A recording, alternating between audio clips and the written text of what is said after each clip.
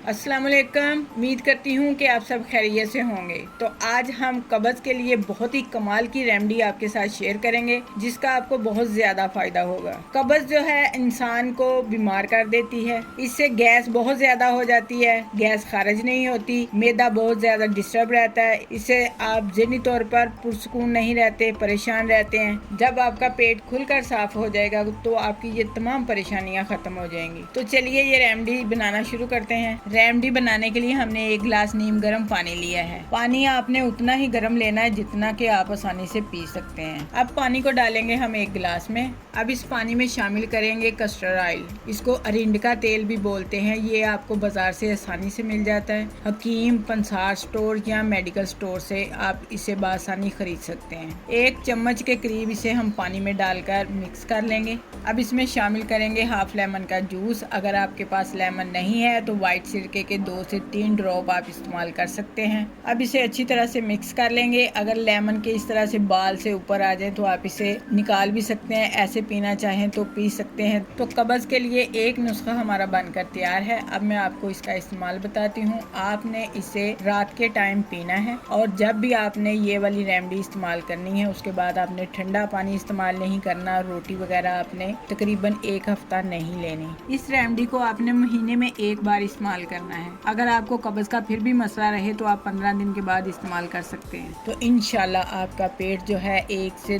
2 दिन के अंदर अंदर ही बिल्कुल साफ हो जाएगा। आपकी गैस खत्म हो जाएगी, आपका मैदा सही हो जाएगा, आपको ज़हनी सुकून मिल जाएगा। अब मैं आपके साथ कब्ज़ का दूसरा नुस्खा शेयर करूंगी। यहाँ पर लेंगे 1 गिलास, इसमें शामिल करेंगे हाफ कप के करीब नीम गर्म दूध। अब इसमें शामिल करेंगे 1 चम्मच भर के कस्टर्ड ऑयल और 1 चम्मच चीनी और इनको अच्छी तरह से मिक्स कर लेंगे। तो कब्ज़ का दूसरा नुस्खा भी बनकर तैयार है। आपने इसे एक ही सांस में पीना है क्योंकि कस्टर्ड ऑयल जो होता है इसका जायका बहुत ही ख़राब होता है, बस जायका होता है। कुछ लोग दूध पीना पसंद नहीं करते तो वो पानी वाला नुस्खा इस्तेमाल करें। जो लोग दूध पीते हैं वो दूध वाला नुस्खा इस्तेमाल करें और दोनों नुस्खे जो हैं आपने रात को ही इस्तेमाल करने हैं। खिचड़ी, ब्रेड, रस वगैरह का आपने इस्तेमाल करना है। इंशाल्लाह आपका पेट खुलकर साफ हो जाएगा।